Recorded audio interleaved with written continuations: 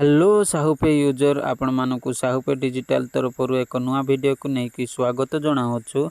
आज आमे आपण मानकु कहबू कि एप्लिकेशन टी आमे फ्री रे दउछु।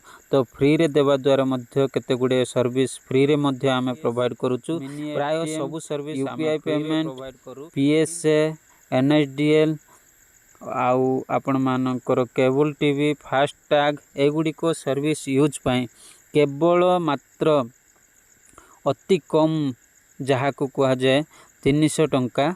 यही 300 टंकार आपण माने केवाईसी देबे ता सहित आपण मानकर चार्जेस कटिबो ताहले आपण माने यही सर्विस को यूज करि परिबे।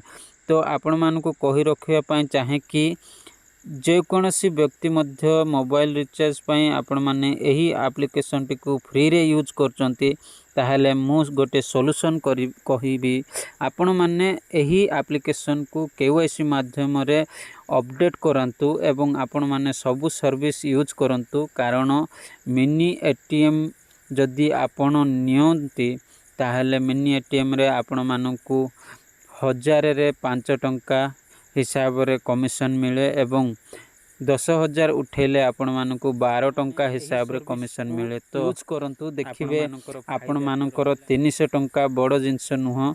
आमे आपण को रिफंड मध्य करूछु जदि भलो कस्टमर आपण होइथिबे ताले आपण को 300 टंका बिजनेस करूथिबा व्यक्ति एई एप्लिकेशन को नै स्मॉल बिजनेस करूचंती किंबा घरे रही कि काम करूचंती किंबा किछि भी काम करू नाहंती ताहले मध्य एई एप्लिकेशन को फ्री रे आपण नै परिबे।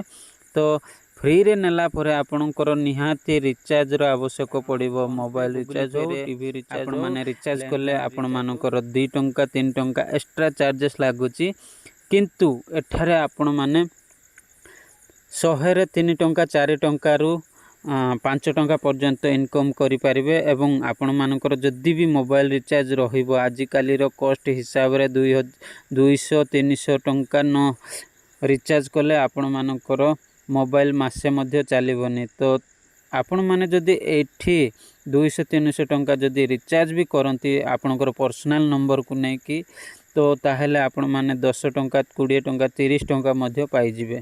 तेणु आपण मानकु कहि रखिया पई चाहे कि एही एप्लिकेशन जे कोनसी व्यक्ति मध्य यूज करि पारिबे। आपण माने मते उड़िया रे कथावार्ता हो पारिबे एवं मो नंबर आपण मानकु डिस्क्रिप्शन रे मध्य देबी एवं स्क्रीन रे मध्य आपण मानकु देखा जाउछि।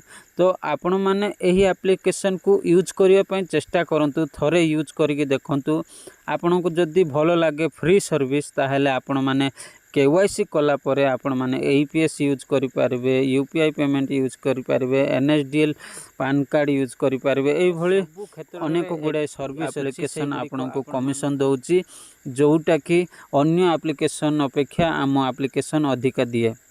तो मु आपण मानकु कहि रखिया पई चाहे आज केवल प्रीपेड एवं डीटीएच एवं लैंडलाइन को नै कि कहिबी जहा कि फ्री सर्विस मु आपनको क्लिक कली प्रीपेड जहा कि मो नंबर मारुची 8895441426 एई नंबर होची आमर बीएसएनएल किंतु एई नंबर टी बंद हो जाइछि।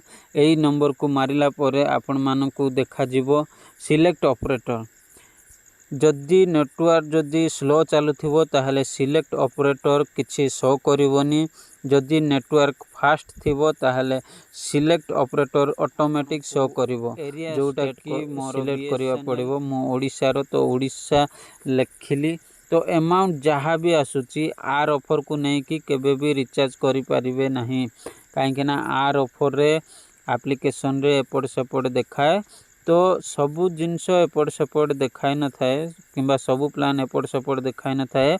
गोटे गोटे प्लान ऑटोमेटिक चेंज हो जाए थाए। तो ताकू अपडेट करिया पई कंपनी जानी पारि न थाए बेले बेले आपण माने हैरान रे पड़ती।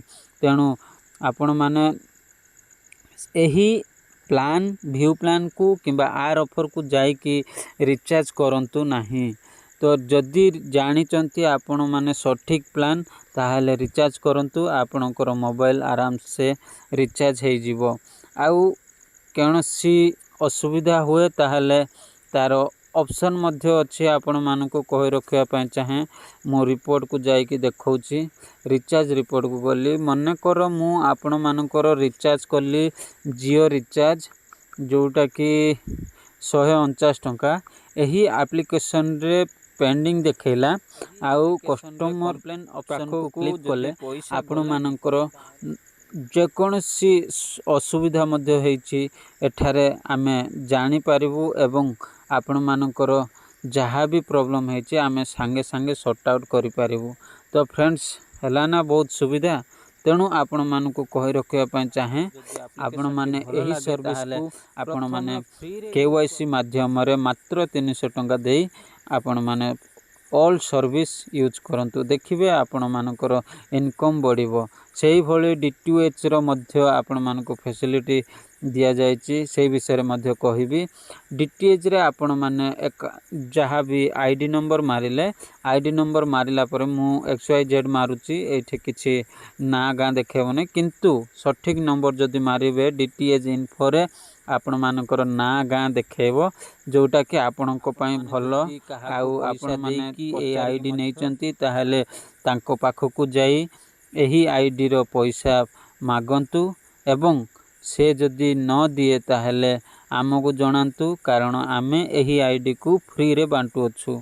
एही आईडी रे कौनसी पैसा निया जाउ नाही तेणु आपण मानको कहि रखिया पई चाहे आपण माने एही आईडी को पाइबा पई मास्टर आईडी पाइबा पई हो किंबा डिस्ट्रीब्यूटर आईडी पाइबा पई हो किंबा रिटेलर आईडी पाइबा पई हो आपण माने जो आईडी को इच्छा करचंती से आईडी को पाइबा पई हेले आम सहित जोगाजोग करंतु आमे निहाती आपण मानको सहाय्य करिवु एवं आपण मानकर वीडियो रे मु आपण मानको कहिबी जे केवाईसी की भली करा जाय एवं को सर्विस गुडी को केते केते कमिशन दउची सेही सर्विस गुडी कर मध्य टिप्पणी आपण मानको देबी।